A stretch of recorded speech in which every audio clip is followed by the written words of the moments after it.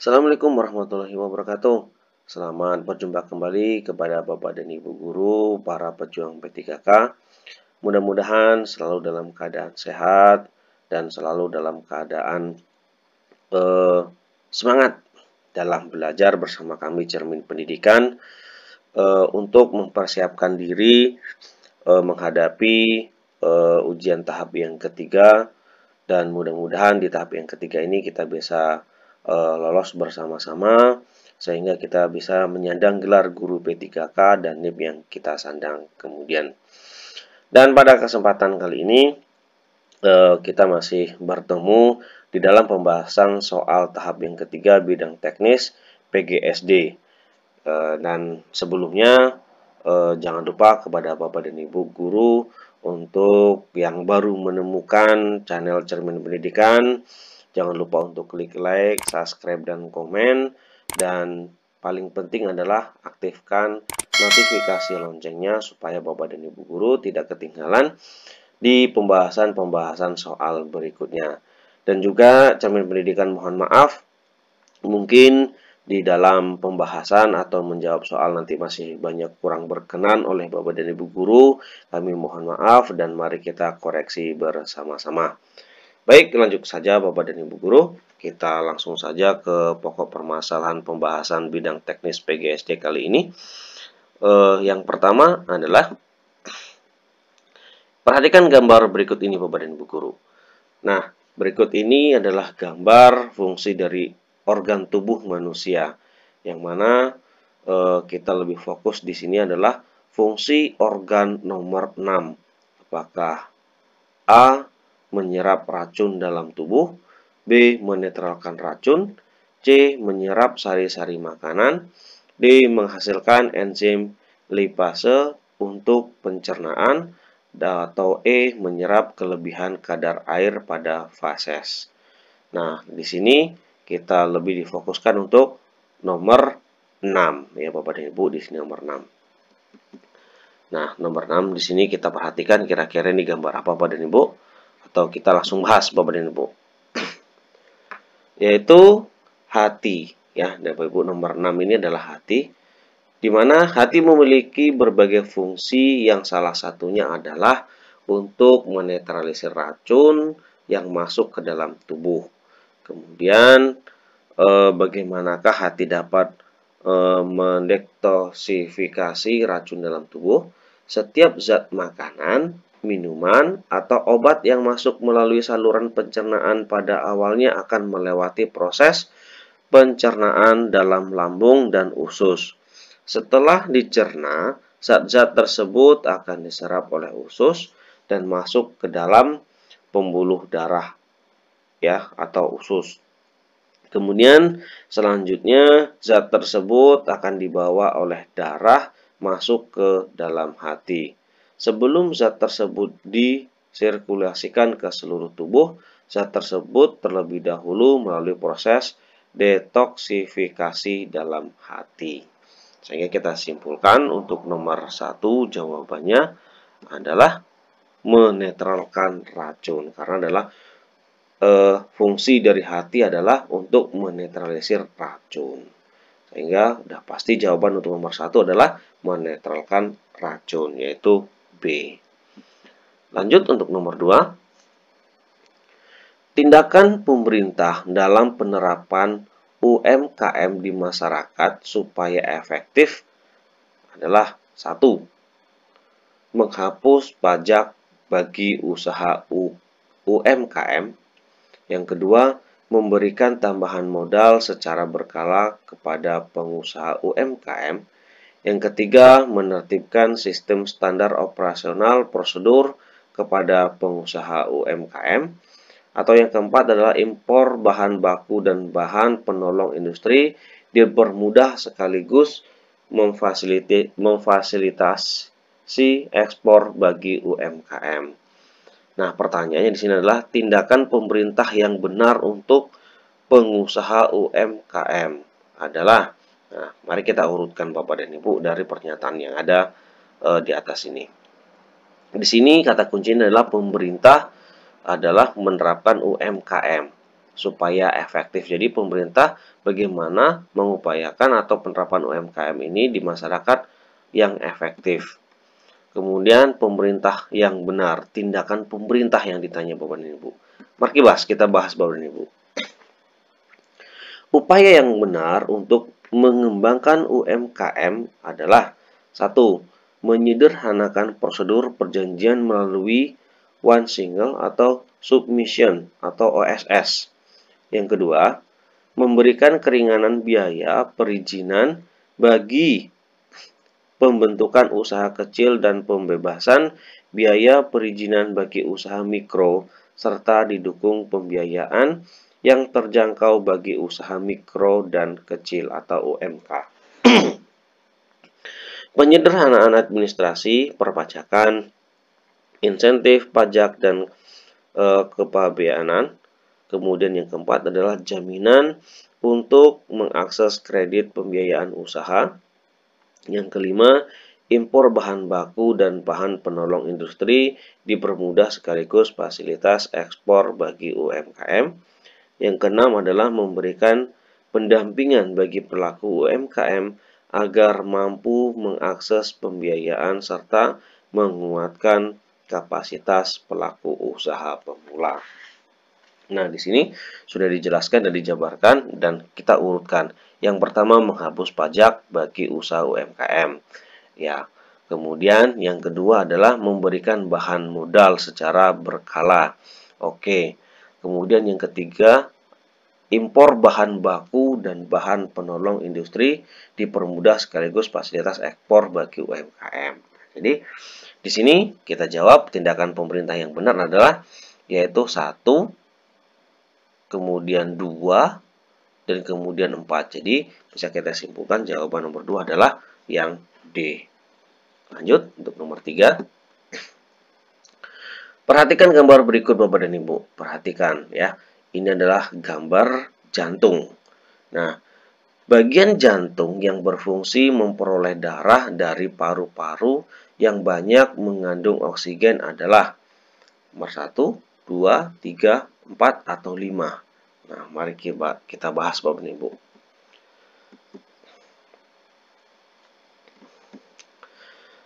Kita bahas yang pertama adalah serambi kanan. Serambi kanan yaitu menerima darah yang mengandung CO2 dari seluruh tubuh. Jadi untuk serambi kanan nomor 4 ini Bapak dan Ibu kita bahas yaitu menerima CO2 dari seluruh tubuh. Kemudian serambi kiri yaitu menerima darah yang mengandung O2 dari paru-paru. Jadi ini adalah serambi kiri Bapak dan Ibu yang fungsinya adalah menerima darah, kemudian darah yang mengandung oksigen dari paru-paru. Kemudian bilik kiri yaitu memompa darah yang mengandung oksigen ke seluruh tubuh. Jadi bilik kiri ini yang fungsinya adalah memompa darah yang mengandung oksigen ke bagian seluruh tubuh manusia. Kemudian bilik kanan yaitu memompa, ya, bilik kanan Bapak dan Ibu, memompa darah yang mengandung CO2 ke paru-paru. Nah, di sini kita lihat Bapak dan Ibu, bagian jantung yang berfungsi memperoleh darah dan mengalirkan ke seluruh tubuh yang mengandung oksigen. Nah, di sini adalah jawabannya kalau kita simpulkan dari pembahasan kita yaitu menerima darah yang mengandung oksigen ke paru-paru ya, oksigen ya. O2 ini oksigen ya Bapak dan Ibu dari paru-paru. Sehingga kita bisa simpulkan untuk nomor 3 jawabannya adalah nomor 1 yaitu serambi kiri yang fungsinya adalah menerima darah yang mengandung oksigen dari paru-paru. Lanjut nomor 4. Bagaimana seorang guru mengajarkan kasih sayang menurut Maslow? Apakah A. Membina hubungan sehat dan penuh kasih mesra antara guru dan peserta didik termasuk sikap saling percaya. B. Membantu peserta didik untuk berkembang memenuhi potensi dirinya. C. Memberikan kebebasan dan membiarkan peserta didik untuk melatih kemandirian dalam belajar, atau D. menjadikan pembelajaran yang aman bagi peserta didik, menyenangkan dan menghindari kecemasan. E. memberikan ruang belajar yang kondusif bagi peserta didik. Mari kita cek kata kuncinya Bapak dan Ibu. Kata kuncinya adalah mengajarkan kasih sayang menurut Maslow. Mari kita bahas terlebih dahulu Bapak dan Ibu. Membina hubungan sehat dan penuh kasih mesra antara guru dan peserta didik termasuk sikap saling percaya atau hierarki kasih sayang. Kemudian membantu peserta didik untuk berkembang memenuhi potensi dirinya, yaitu hierarki aktualisasi diri. Kemudian memberikan kebebasan dan membiarkan peserta didik untuk melatih kemandirian dalam belajar adalah penghargaan bagi peserta didik. Menjadikan pembelajaran yang aman bagi peserta didik, menyenangkan dan menghindari kecemasan, yaitu rasa aman. Kemudian memberikan ruang belajar yang kondusif bagi peserta didik, yaitu kebutuhan fisiologis untuk peserta didik. Nah, sehingga bisa kita simpulkan nomor 4 jawabannya adalah membina hubungan sehat dan penuh kasih mesra antara guru dan peserta didik, termasuk sikap saling percaya. Lanjut untuk nomor 5. Perhatikan pernyataan berikut ini Bapak dan Ibu. 1. Memperjelas materi dan memberikan pemahaman siswa. Yang kedua, membuat siswa tertarik pada pelajaran. Yang ketiga, memberikan ketajaman visual. Yang keempat, memberikan pengalaman lebih nyata, abstrak menjadi konkret. Dan pertanyaan di sini adalah yang merupakan fungsi media. Nah, mari kita bahas Bapak dan Ibu. Fungsi media bagi siswa yaitu mempermudah guru menyampaikan materi pelajaran. Yang kedua, memusatkan perhatian siswa. Yang ketiga, merangsang keingintahuan siswa. Yang keempat, membangkitkan motivasi belajar siswa. Yang kelima, mencapai ketuntasan belajar siswa. Nah, kita perhatikan Bapak dan Ibu. Memperjelas materi dan memberi pemahaman siswa. Kemudian yang kedua, membuat siswa tertarik pada pembelajaran. Kemudian yang keempat adalah memberikan pengalaman lebih nyata. Sehingga bisa kita simpulkan untuk nomor 5 jawabannya adalah 1, 2, 4. 1, 2, dan 4 yaitu jawabannya C. Lanjut untuk nomor 6. Perhatikan hal-hal berikut. Yang pertama adalah abstrak, latar belakang, manfaat PTK, sumber penelitian. Yang kedua, siklus 1, siklus 2, refleksi, dan rekomendasi. Yang ketiga adalah tujuan proses dan hasil proyek. Yang keempat adalah waktu pelaksanaan dan bagaimana prosedurnya. Nah, pertanyaan adalah urutan bagaimana cara penulisan PTK yang benar. Dan ini juga adalah sebagai kata kuncinya, urutan bagaimana cara penulisan PTK yang benar. Mari kita bahas. Abstrak, latar belakang, manfaat PTK, sumber penelitian adalah pembuka dan bab 1. Kemudian siklus 1, siklus 2, refleksi, rekomendasi adalah bagian dari bab 4 dan 5. Tujuan, proses, dan hasil proyek adalah bagian bab 2. Kemudian waktu pelaksanaan dan bagaimana prosedurnya adalah bagian bab ketiga. Sehingga kita bisa simpulkan untuk nomor 6, abstrak yang pertama, yang kedua adalah siklus, yang ketiga adalah waktu pelaksanaan. Sehingga untuk jawaban nomor 6 adalah 1, 2, 4. 1, 2, 3, 1, 3, 4, 2. Sehingga kita bisa simpulkan jawabannya adalah yang B. Lanjut untuk nomor 7 Bapak dan Ibu. Berikut yang merupakan dampak negatif dari perubahan lahan pertanian dalam kaitannya dengan pelestarian sumber daya alam adalah A. Berkurangnya produksi pangan, B. Berkurangnya area resapan air, yang ke C. Timbulnya pengangguran, yang ke D. Munculnya berbagai penyakit, yang ke E adalah kerusakan lingkungan akibat limbah.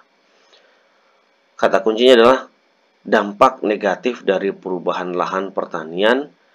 Kita bahas berkurangnya produksi pangan. Yang kedua adalah berkurangnya area resapan air. Yang ketiga timbulnya pengangguran. Yang keempat terjadinya kerusakan ekosistem. Yang kelima timbulnya pencemaran lingkungan.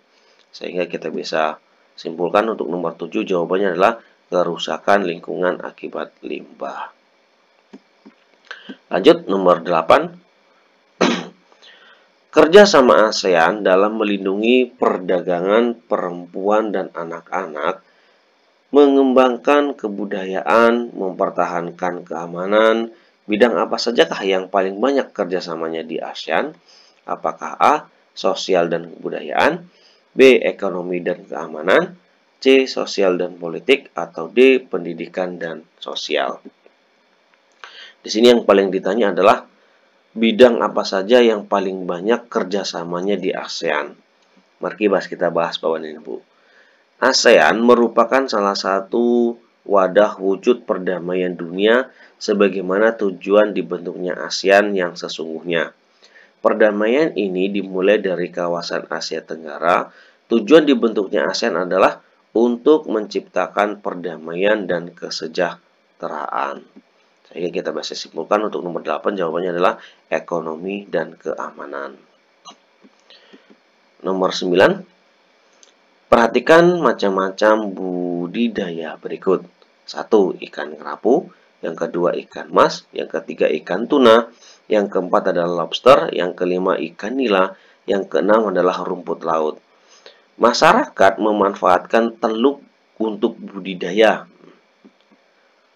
Di sini bisa kita lihat kata kuncinya, Bapak Ibu, kata kuncinya adalah masyarakat memanfaatkan teluk untuk budidaya. Macam-macam budidaya ikan air teluk adalah ikan kerapu, lobster, rumput laut, dan ikan tuna. Ikan mas dan ikan nila adalah budidaya air tawar. Nah, jelas sekali nih Bapak dan Ibu untuk menjawab nomor 9, yaitu jawabannya adalah 1, 3, 4, dan 6. Lanjut nomor 10. Pada sebuah rencana pelaksanaan pembelajaran atau RPP, tertulis contoh rumusan indikator kompetensi, menjelaskan kondisi operasi sistem dan komponen perangkat keras. Jika pendidik ingin menyusun menjadi tujuan pembelajaran, maka rumusan yang tepat adalah A. Setelah melaksanakan proses pembelajaran melalui praktik, siswa dapat menjelaskan kondisi operasi sistem dan komponen perangkat keras berupa komponen, input komponen, proses, dan komponen output. B. Setelah melaksanakan pembelajaran dan menggali informasi melalui diskusi, siswa dapat menjelaskan kondisi operasi sistem dan komponen perangkat keras secara benar. C. Siswa dapat menjelaskan operasi sistem dan komponen seperangkat keras meliputi komponen input, proses, dan output secara benar. D. Menjelaskan kondisi operasi sistem dan komponen perangkat keras, komponen input, proses, dan output tanpa melihat catatan. E. Setelah melaksanakan pembelajaran dan menggali informasi melalui diskusi materi kondisi operasi sistem dan perangkat keras dan komponen perangkat keras secara benar tanpa melihat catatan. Kata kuncinya adalah pembelajaran RPP, kemudian operasi sistem komputer perangkat keras, dan kemudian pembelajaran, maka rumusnya yang tepat adalah B. Demikian Bapak dan Ibu untuk pembahasan soal kali ini. Mudah-mudahan dapat meningkatkan kemampuan Bapak dan Ibu guru dan dapat meyakinkan Bapak dan Ibu guru lebih yakin lagi dalam menghadapi ujian P3K.